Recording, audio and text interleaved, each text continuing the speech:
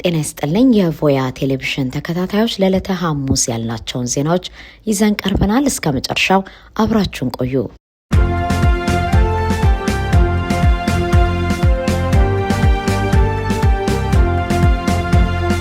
በትግራይ ክልል ህገወጥ የወርቅ ንግድ ተስፋፍቷል። ከ470 በላይ ወጣቶች በግዳጅ ተሰማርተዋል።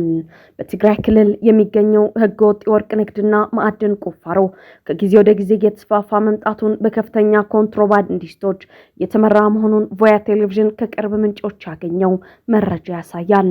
በተለይም ከጎረቤት ሀገራት የሚመጡ ነጋዴዎች በዋናነትም ከጎረቤት ሀገራትና ከሩቅ ምስራቅ ወይም አረብ ሀገራት የሚመጡ ኮንትሮባንዲስቶች በክልሉ የሚገኘውን የወርቅ ሀብት በማውጣትና ወደ ውጭ በማሸሽ ላይ ይገኛሉ። የህገወጥ እንቅስቃሴ በክልሉ ውስጥ ያሉትን የተፈጥሮ ሀብቶች ከመበዝበዝ ባለፈ በማህበረሰቡ ላይ ከፍተኛ ኢኮኖሚያዊና ማህበራዊ ጫና እየፈጠረ ይገኛል። በአሁኑ ሰዓት በመቀሌና በሌሎች የክልሉ ከተሞች የሌላ ሀገር ታርጋ ያላቸው መኪኖች በስፋት እንደሚታዩ ምንጮቻችን ገልጸዋል። የውስጥ ምንጮች እንዳጋለጡት የኮንትሮባንድ ንግዱን የሚያካሂዱት ግለሰቦች በውጭ ሀገር ኑሯቸውን ያደረጉ የክልሉ ተወላጆችም በስፋት አሳትፈዋል። በተጨማሪም ከነዚህ ውስጥ በርካታ ወጣቶች ህገወጥ በሆነ መንገድ በወርቅ ቁፋሮ ወይም ማዕድን ማውጣት ዘርፍ ላይ እንዲሰማሩ እየተደረገ ነው። አሁን ባለው መረጃ መሰረት ወደ 470 የሚጠጉ ወጣቶች ወደዚህ ህገወጥ የወርቅ ቁፋሮ ስራ እንዲገቡ ተደርገዋል። እነዚህ ወጣቶች የሚከፈላቸው ክፍያ እጅግ አነስተኛ ሲሆን ከጉልበት ብዝበዛ በተጨማሪ በህይወታቸው ላይ ከፍተኛ አደጋን ደቅኗል። የሚመጣው ወርቅ በአብዛኛው በኮንትሮባንድ መንገድ በኤርትራ በኩል ወደ ተለያዩ አረብ ሀገራት እንደሚላክ ታውቋል። ባለፉት 6 ወራት ውስጥ በርካታ ኮንትሮባንዲስቶች ከፍተኛ መጠን ያለው ወርቅ ኤክስፖርት ወይም ወደ ውጭ በመላክ ማድረጋቸውን ምንጩ ጠቁሟል። ይህ እንቅስቃሴ የትግራይ ክልል እንዲሁም የፌዴራል መንግስቱን ኢኮኖሚያዊ ጥቅም ከመጉዳት በተጨማሪ ለኮንትሮባንዲስቶች ህገወጥ የገቢ ምንጭ ሆኖ እያገለገለ ነው። በክልሉ ያለው የባንክ ስርዓት እንዲሁም ህጋዊ የወርቅ ንግድ ከዚህ ህገወጥ ንግድ ጋር በተያያዘ ከፍተኛ ጫና ውስጥ ወድቋል። ለብሔራዊ ባንክ የሚቀርበው ወርቅ መጠን እጅግ አነስተኛ ሲሆን ባለፉት 8 ወራት ውስጥ አንድ ጊዜ ብቻ ነው አነስተኛ መጠን ያለው ወርቅ ለብሔራዊ ባንክ ገቢ የተደረገው። የሁኔታ የክልሉን ፈተና ይበልጥ አባብሶታል። ከወርቅ ኮንትሮባንድ በተጨማሪ ወደ ትግራይ ክልል ለቤተሰብ ጥየቃ የሚሄዱ ወጣቶችና ግለሰቦች በተለያዩ ምክንያቶች እየታሰሩና እየተንገላቱ መሆኑን ምንጮች አጋልጧል። እነዚህ ግለሰቦች ያለምንም በቂ ምክንያት ታስረው የሚቆዩ ሲሆን አንዳንዶቹ ከእስር ለመለቀቅ ከፍተኛ መጠን ያለው ገንዘብ እስከ $50 እንዲከፍሉ ይገደዳሉ። በተለይም የዲያስፖራ ቤተሰብ ያላቸው ግለሰቦች ላይ ያነጣጠረ እስራትና ገንዘብ የመጠየቅ ወይም ማስፈራራት ድርጊት በስፋት እየተፈጸመ ይገኛል። የሁኔታ በክልሉ ያለውን የሰብአዊ መብት ጥሰትና የፍትህ ስርዓት ችግር በግልጽ የሚያሳይ ነው።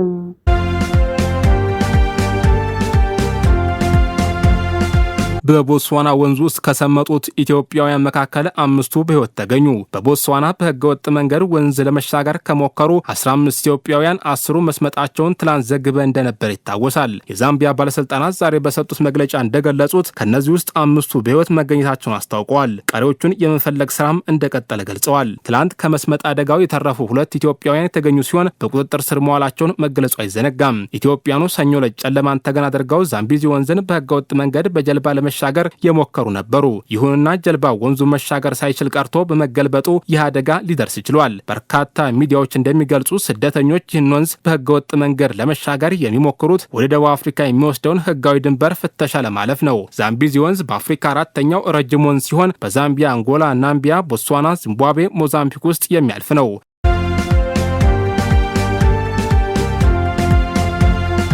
የአልቡርሃን መንግስትና የህወሓት የሰራዊት ሽያጭ ድርድር በዋጋው ዝግብ መስተጓጎሉ ተሰማ። የተባበሩት መንግስታት ድርጅትና የአሜሪካ አዳዲስ ሪፖርቶች የቀጠናውን ስጋት አጋለጡ። በሱዳን የጀነራል አብዱል ፈታህ አልቡርሃን መንግስትና በህወሓት ወይም ወያኔ መካከል ተጀምሮ የነበረው ሚስጥራዊ የሰራዊት ቅጥርና የሽያጭ ድርድር በዋጋ ለመስማማት ምክንያት ለጊዜው መስተጓጎሉን ከስፍራው የደረሱ ምንጮች አጋለጡ። ህወሓት አርሚ 15፣ አርሚ 17 እና አርሚ 50 የተሰኙትን 3 የጦር ክፍሎቹን በጅምላ ለሱዳን መንግስት ለገበያ አቅርቦ የነበረ ቢሆንም የአልቡርሃን መንግስት ግን ልዩ የኮማንዶ ኃይል የሆነውን አርሚ 50ን ብቻ ለመግዛት ፍላጎት ማሳየቱን ተከትሎ የጅምላ ስምምነቱ ሊደናቀፍ ችሏል። ሱዳን አርሚ 15 እና አርሚ 17ን ያልፈለገችበት ምክንያት ተራግረኛ ጦር በመሆናቸው እንደሆነ ተገልጿል። ይህን ተከትሎ በልዩ ኮማንዶ አርሚ 50 ሽያጭ ላይ ብቻ ያተኮረ ሌላ ዙር የተናጠል ድርድር ተጀምሮ የነበረ ቢሆንም በክፍያ ምጣኔው ላይ ከባድ ፍትጊያ ተፈጥሮ ድርድሩ ለጊዜው መቋረጡ ታውቋል። መረጃዎች እንደሚያመላክቱት ህወሓት መጀመሪያ ላይ ለእያንዳንዱ የአርሚ 50 አባል በወር 1000 የአሜሪካ ዶላር እንዲከፈላት ጠይቃ የነበረ ቢሆንም ቆይት ብሎ ግን በድርድሩ ዋጋውን ወደ $800 ዝቅ አድርጋ ነበር። ይሁን እንጂ የአልቡርሃን መንግስት ለአንድ ወታደር $600 በላይ መክፈል እንደማይቻል ቁርጡን በመናገሩ ድርድሩ ሊቋረጥ ችሏል። ህወሓት በበኩሏ አርሚ 50 ብዙ የተደከመበትና የሀብት ኢንቨስትመንት የተደረገበት ሰራዊት በመሆኑ $600 አቅርቦት እንደማያዋጣት በመግለጽ ጥያቄውን ውድቅ ማድረጉ ታውቋል። የሰራዊት ንግድ ድርድሩ ውዝግብ በተሰማበት በአሁኑ ወቅት የተባበሩት መንግስታት ድርጅት ተመድ የሰብአዊ መብቶች ከፍተኛ ኮሚሽነር ቢሮ ሱዳን ውስጥ እየተካሄደ ያለው አስከፊ የእርስ በርስ ጦርነት በሀገሪቱ የተፈጥሮ ሀብቶች ማለትም በወርቅና በሙጫ አረቢክ ህገወጥ ንግድ አማካኝነት በከፍተኛ ሁኔታ እየተደገፈ መሆኑን የሚያሳይ አዲስ ሪፖርት አውጥቷል። ሪፖርቱ እንደሚያሳየው የአልቡርሃን መደበኛ ጦርና የፈጣን ድጋፊ ኃይሎች የሀገሪቱን የተፈጥሮ ሀብት ለጦርነት ማራዘሚያነትና ለጦር መሳሪያ ግዢ እየተጠቀሙበት ይገኛሉ። ለስላሳ መጠጦች፣ ምግቦች፣ ኮስሞቲክስ እና መድኃኒቶች ውስጥ በስፋት ጥቅም ላይ የሚውለው ሙጫ አረቢክ ለታጣቂ ቡድኖች ዋነኛ የገቢ ምንጭ ሆኗል።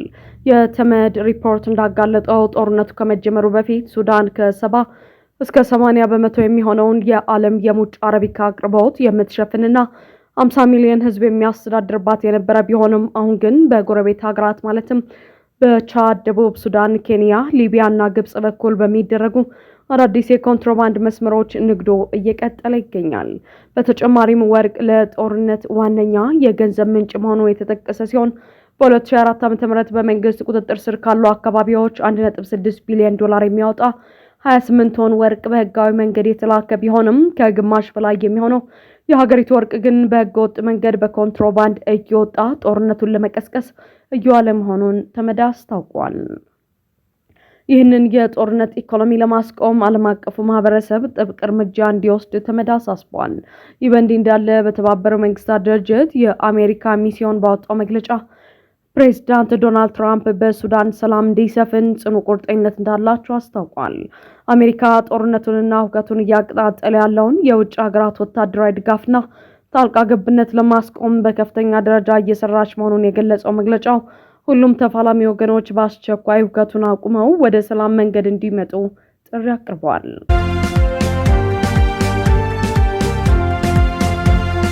የአዲስ አበባ የነዳጅ ማደያዎች የስርቆት መረብ ከታዩ ማደያዎች ከ68 በመቶ በላይ ልኬት ማጭበርበራቸው ተገለጸ።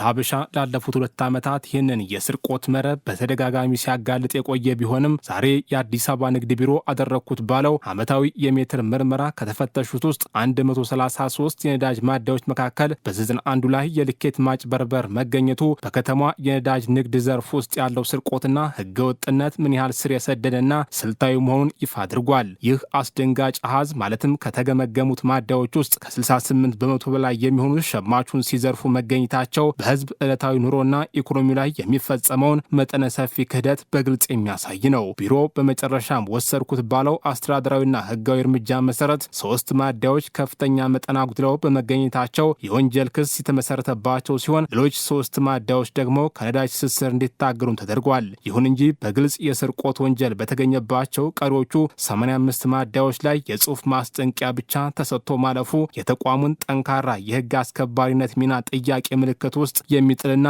የብዙዎችን ነቀፌታ የሳበ ሆኗል። የኢኮኖሚና የህግ ተንታኞች እንደሚሉት እንዲህ ባለው ስልታዊ ዝርፊያ ላይ የተሰማሩ የነጋዴዎች ስግብግብነት ለመግታት ማስጠንቀቂያ መስጠት ፍጹም በቂ አይደለም። ይህ አይነቱ ርህራሄ የታየበት እርምጃ ሌሎችንም ህገወጥ አሰራር እንዲቀጥሉ የሚያበረታታ እንጂ አስተማሪ ሊሆን አይችልም። በተጨማሪም ቁጥጥሩ ዓመታዊ ብቻ መሆኑ ራሱ ሌላው ሌላው ትልቅ ተቋማዊ ክፍተት ነው። ማደያዎች ምርመራ የሚደረግበትን ወቅት ጠብቀው ሜትራቸውን ሊያስተካክሉ የሚችሉ በመሆኑ የንግድ ቢሮ ከባህላዊ ዓመታዊ ፍተሻ ወጥቶ ያልተጠበቀ ድንገተኛ ፍተሻዎችን ካላደረገና በቴክኖሎጂ የተደገፈ የርቀት ቁጥጥር ስርዓት ካልዘረጋ በስተቀር የሸማቹን ኪስ መታደግ አይችልም። ይህ በነዳጅ ልኬት የሚደረግ ማጭበርበር በአሁኑ ወቅት በዋና ከተማዋ ካለው ከፍተኛ የኑሮ ውድነት፣ የዋጋ ንረትና የትራንስፖርት እጥረት ጋር ተዳምሮ በዝቅተኛው ማህበረሰብ ላይ የሚፈጥረውን ጫና እጅግ የከፋ ነው። ታክሲዎችና የህዝብ ትራንስፖርት ሰጪዎች በሚያጭበረብሩት ማደያዎች ምክንያት የሚደርስባቸውን የነዳጅ ጉድለትና ኪሳራ በተዘዋዋሪ መንገድ በትራንስፖርት ታሪፍ ጭማሪ መልክ ወደ ተሳፋሪው ህዝብ የሚያስተላልፉት በመሆኑ የዚህ ሌብነት ቀጥተኛ ሰለባ የሚሆነው ተራ ዜጋ ነው። የነዳጅ መግጃ ልኬትን ማዛባት ከ3 እስከ 7 ዓመት በሚደርስ ጽኑ እስራትና እስከ 500 ሺህ ብር የገንዘብ መቀጮ የሚያስቀጣ ከባድ ወንጀል መሆኑን ቢሮ ቢያስታውስም ህጉ በወረቀት ላይ ብቻ ሳይሆን ሜዳ ላይ ባሉ ስግብግብ ነጋዴዎች ላይ ያለ ምህረት ተግባራዊ ሊሆን ይገባል። የመንግስት ዋነኛ ኃላፊነት የህዝብን መብትና ንብረት መጠበቅ በመሆኑ በነዳጅ ማደያዎች ላይ የሚደረገው ቁጥጥር ተጠናክሮ መቀጠልና ለዘራፊዎች የማይበገር ጥብቅ የህግ ስርዓት መዘርጋት እንዳለበትም የወቅቱ አንኳር ማህበራዊ ጥያቄ ሆኗል።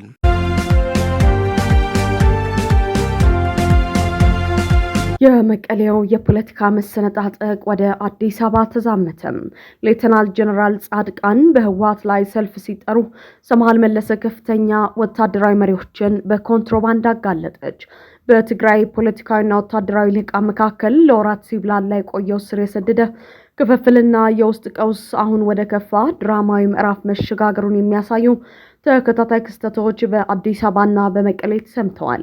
ሌተናል ጀነራል ጻድቃን ገብረትንሳኤ በሚያስተባብሩት የትግራይ ሰላምና ለውጥ ምክር ቤት አማካይነት በመጪው ቅዳሜ በአዲስ አበባ መስቀል አደባባይ ህወሓትን በጽኑ የሚያወግዝ መጠነ ሰፊ ህዝባዊ ሰልፍ መጠራቱ የጉዳዩን አሳሳቢነት ይፋ አድርጓል። ይህ የአደባባይ ሰልፍ ህወሓት በትግራይ ክልል ውስጥ በኃይል ተግባራዊ እያደረገው ነው የተባለውን አስገዳጅ ወታደራዊ መልመላና አዲስ ቀውስ ሊቀሰቅሱ የሚችለውን የጦርነት እንቅስቃሴ ለማውገዝ ያለመ መሆኑ ታውቋል።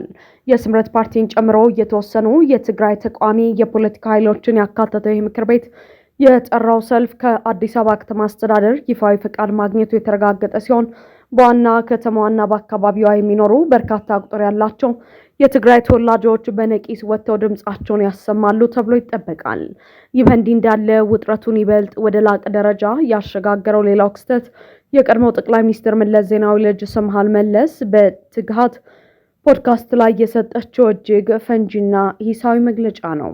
ሰምሃል በመግለጫዋ ህወሓት በፕሪቶሪያው ስምምነት መሰረት ቀጠናውን ሲያስተዳድር የነበረውን ጊዜያዊ አስተዳደር በትዕቢት ካፈረሰ በኋላ በራሱ ፍላጎት ያዋቀረውን አዲስ ምክር ቤትና ያወጣቸውን ህጎች በጽኑ ተችታለች። ሆኖም የሰምሃል መለስ ሂስ በፖለቲካዊ መዋቅር ላይ ብቻ ያበቃ አልነበረም። የትግራይ መከላከያ ኃይል ከፍተኛ ወታደራዊ መሪዎችን በቀጥታ ስም በመጥቀስ በከባድ የሙስናና የሀብት ዘረፋ ወንጀል ከሳለች። እንደ ሰምሃል አባባል እንደ ጸጋይ ማርክስና ምግበ ኃይል ያሉ የቲዲኤፍ ከፍተኛ የጦር አዛዦች በትግራይ ውስጥ በህገወጥ የማዕድን ንግድ ወይም ኢሌጋል ማይኒንግ ትሬድ ላይ ሙሉ በሙሉ ተሰማርተው ይገኛሉ። ይበልጥ አስደንጋጩና የደህንነት ስጋት የፈጠረው ክስ ደግሞ ከትግራይ የሚዘረፈውን ወርቅ በህገወጥ መንገድ ወደ ውጭ ለማውጣት በኤርትራና በተባበሩት አረብ ኤምሬትስ መካከል ዋና ደላላ ሆኖ በማገልገል ላይ ያለው የታዋቂዋ የህወሓት አመራር የፈትለ ወርቅ ወይም ሞንጆሪኖ ወንድም ዳዊት ገብረ እግዚአብሔር መሆኑን ይፋ ማድረጓ ነው። የአዲስ ክስተት የሚያሳየው በትግራይ ልሂቃን መካከል ያለው ፍጥጫ ከቃላት ጦርነት አልፈው የህዝብን ተቃውሞ በአዲስ አበባ እምብርት እስከ ማደራጀትና እርስ በርስ በከፍተኛ የኮንትሮባንድና የጥቁር ገበያ ንግድ እስከ መካሰስ የደረሰ ስር የሰደደ መበስበስ መኖሩን ነው። የፕሪቶሪያው ስምምነት አደጋ ላይ በወደቀበትና ወጣቶች ለሌላ ጦርነት እየተመለመሉ ባሉበት በዚህ አስፈሪ ወቅት የከፍተኛ ወታደራዊ መሪዎች ስም ከህገወጥ የወርቅ ዝውውር ጋር መያያዙ በክልሉ ህዝብ ላይ የተደገሰውን ሁለንተናዊ ክህደት የሚያሳይ ነው ሲሉ የፖለቲካ ተንታኞች ጉዳዩን በከፍተኛ ስጋት እየተከታተሉት ይገኛሉ።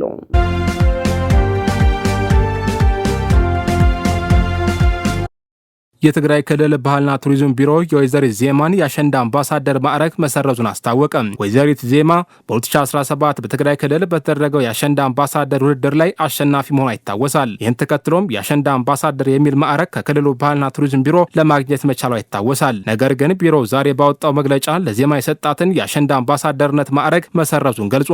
ቢሮው በመግለጫው ወጣቷ በአምባሳደርነቷ የተሰጣትን ኃላፊነት በመጣስ ያልተገባ ድርጊት በመፈጸም አብዛኛውን የትግራይ ተወላጆች ስሜት እንዳስከፋች አስታውቋል። ቢሮ ለአምባሳደርነቷ መሻር ትክክለኛው ምክንያት ምን እንደሆነ ባይገልጽም ወጣቷ ግን ከቅርብ ጊዜ ወዲህ በተለያዩ ማህበራዊ ሚዲያዎች በክልል ውስጥ የወጣቶችን የግዳጅ ወታደራዊ ምልመላ በመቃወም ድምጿን ስታሰማ የቆየች ናት። ወጣቷ ከዚህ ቀደም ሲልም ከአምለሰት ሙጬ ጋር ባደረገችው ቃለ ምልልስ በሱዳን ስደት ላይ የሚገኙ የትግራይ ተወላጆችን በተመለከተ በተናገረችው ቃል ከፍተኛ ትችት ደርሶባት የነበረ ቢሆንም ንግግሯን በተሳሳተ መንገድ መተርጎሙን ገልጻ ይቅርታ መጠየቋ የሚታወስ ነው።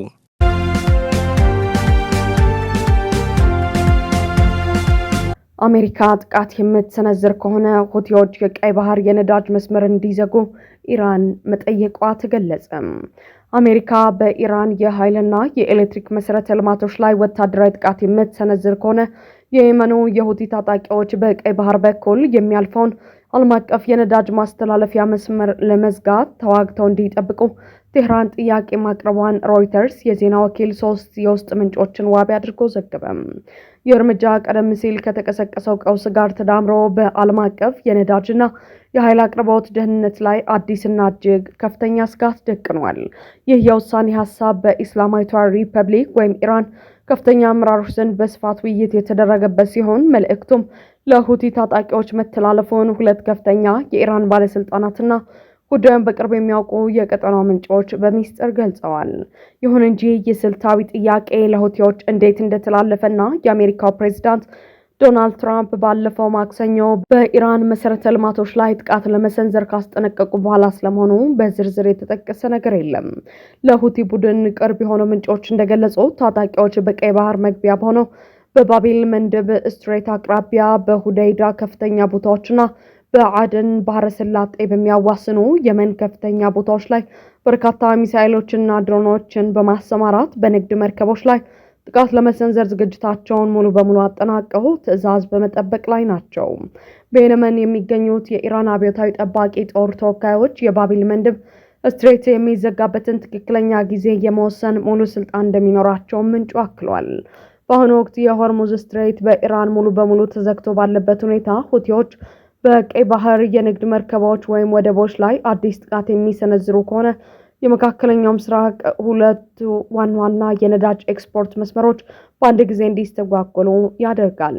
ይህ ደግሞ በዓለም አቀፉ የኃይል ቀውስ ላይ እንዲሁም በኢራንና በአሜሪካ መካከል ባለው ሰፊ ግጭት ላይ አዲስና አስፈሪ ግንባር የሚከፍት ይሆናል። የቀጠና የፖለቲካ ተንታኞች እንደሚሉት ቀይ ባህርን መዝጋት ለሁቲዎች ከባድ አይሆንም። የተራቀቁ ሚሳኤሎቹ ባይኖር እንኳን ማንኛውም መሳሪያ የያዘ አካል በቀላሉ በባህር ትራንስፖርት ፍሰቱ ላይ መስተጓጎል መፍጠር ይችላል። ሳውዲ አረቢያ የሆርሙዝ ስትሬት መዘጋቱን ተከትሎ የነዳጅ አቅርቦቷ እንዳይቋረጥ 70% የሚሆነውን የነዳጅ ኤክስፖርቷን በሀገር ውስጥ የፓይፕላይን መስመር ወደ ቀይ ባህሩ የየመን ወደብ አዙራው ትገኛለች። በአሁኑ ወቅት ቀይ ባህር 7% የሚሆነውን የዓለም የኃይል አቅርቦት የሚሸከም በመሆኑ በዚህ መስመር ላይ የሚሰነዘር ማንኛውም ጥቃት በዓለም የነዳጅ ገበያ ላይ ታይቶ የማይታወቅ የዋጋ ንረትና ቀውስ ያስከትላል። ሪላድ ይህንን ከኢራንና ከሁቲዎች የሚሰነዘረውን ስጋት በጥብቅና በከፍተኛ ጥንቃቄ እየተከታተለችው መሆኑ ተነግሯል። በቀጠና ያለው ውጥረት ይበልጥ ያባባሰው ሁቲዎች ሳውዲ አረቢያ በእነሱ ቁጥጥር ስር የሚገኘውን አየር ማረፊያ በቦምብ ደብድባለች በሚል በመክሰስ ባለፉት 4 ዓመታት የነበረውን የተኩስ አቁም ስምምነት በመጣስ ባለፈው ሰኞ ወደ ሳውዲ ግዛት ሚሳኤሎችን መተኮሳቸው ነው። ይህ አጠቃላይ ቀውስ የጀመረው ባለፈው የካቲት 28 ቀን እስራኤልና አሜሪካ በኢራን ላይ ጥቃት ከሰነዘሩ በኋላ ቴህራን የዓለምን 1/5 የኃይል አቅርቦት የሚያስተላልፈውን የሆርሙዝ ስትሬት መዝጋቷን ተከትሎ እንደነበር ይታወሳል። በሰኔ ወር በቴህራንና በዋሽንግተን መካከል ተደርሶ የነበረው ደካማ የተኩስ አቁም ስምምነት መፍረሱን ተከትሎ ቀውሱ ወደ ሙሉ ጦርነት የማደግ ስጋቱ እጅግ አይሏል።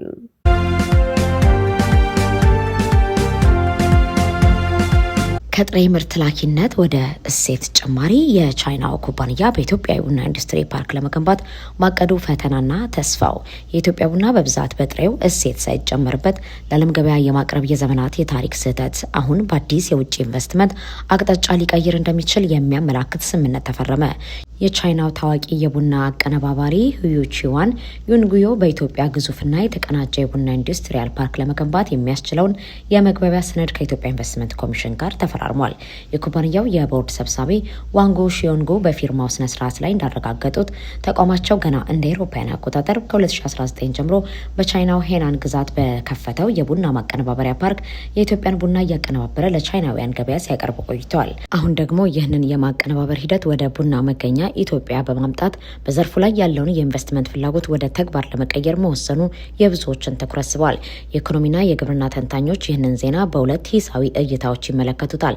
በአንድ በኩል ኢትዮጵያ በየዓመቱ በ100 ሺህ ቶን የሚቆጠር ቡና ለዓለም ገበያ ብታቀርብም አብዛኛው ምርት ወደ ውጭ የሚላከው ምንም አይነት እሴት ሳይጨመርበት በመሆኑ ሀገሪቱ ከዓለም አቀፍ የቡና ንግድ ሰንሰለት ማግኘት የሚገባትን በቢሊዮን የሚቆጠር ዶላር እያጣች ትገኛለች።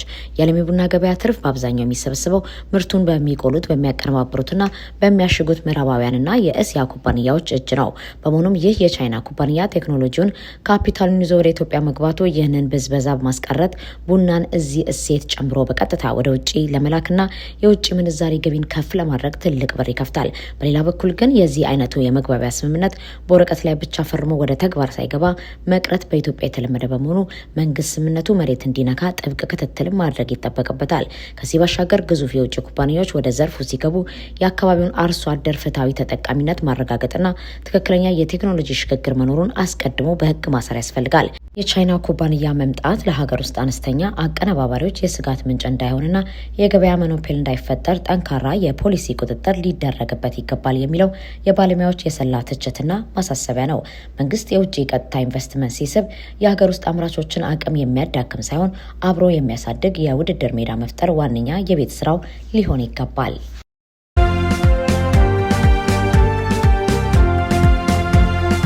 ፕሬዚዳንት ዘለንስኪ መከላከያ ሚኒስትራቸውን በማባረራቸው ተቃውሞ ገጠማቸው። የዩክሬኑ ፕሬዚዳንት ዘለንስኪ በመንግስቶቻቸው ውስጥ ሹምሽር ማድረጋቸውን ተከትሎ የመከላከያ ሚኒስቴሩን ሚካኤሎ ፌዶሮቭን ከስልጣን አንስተዋል። ይህ እርምጃ ግን በዩክሬናውያን ዘንድ ትልቅ ተቃውሞ አስነስቷል። ከስፍራው በተሰራጩ መረጃዎች መሰረት ዛሬ ሌቪቭ፣ ኦዴሳና ዲኒፕሮ ግዛቶችን ጨምሮ በበርካታ ከተሞች ህዝብ አደባባይ ወጥቶ ተቃውሞን አሰምቷል። በዋና ከተማዋ ኪየቭ ደግሞ ተቃዋሚዎች ያሳፍራል፣ ይህ ለሩሲያ ትልቅ ድል ነው የሚሉና ሌሎችን መፈክሮች ይዘው መታየታቸው አልጀዚራ ዘግቧል። ተሰናባቹ ፌርዶቭ በኤክስ ገጻቸው ላይ የዩክሬን ህዝብ ማገልገል ትልቅ ክብር ነው ካሉ በኋላ በስልጣን በነበሩበት ወቅት የሩሲያ ኃይሎች ይጠቀሙበት የነበረውን የስታርሊንክ ግንኙነት ማቋረጥ መቻላቸውንና በሀገር ውስጥ የድሮን ምርት ፕሮግራሙን ማስፋፋታቸውን ጠቅሰዋል። የ35 ዓመቱ ፌርዶቭ እዚህ ስልጣን ላይ ከተሾሙ ገና 6 ወራቸው ሲሆን ፕሬዚዳንቱን በአማካሪነት እንዲሰሩ ጠይቀዋቸው እንደነበርና ፈቃደኛ አለመሆናቸውንም አስታውቀዋል። ህዝባዊ ተቃውሞ እየበረከተ ቢሆንም ዘለንስኪ ግን የመንግስት መዋቅር ማሻሻል ግድ ነው በማለት ውሳኔያቸውን አስረግጠው ገልጸዋል።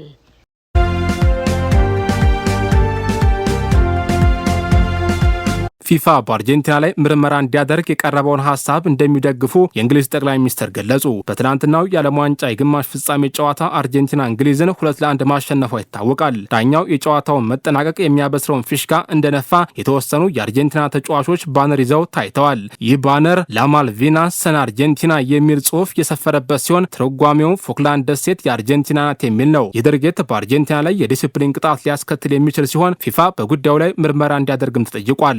ጥያቄ ያነሱት አካላት በፊፋ መተዳደሪያ ደንብ አንቀጽ 34 ንዑስ አንቀጽ 3 ላይ ተጫዋቾች ማንኛውንም ፖለቲካዊ መልእክት ወይንም መፈክር ከጨዋታ በፊት በጨዋታ መሃልና ከጨዋታ በኋላ ማሳየትን እንደሚከለክል ይጠቅሳሉ።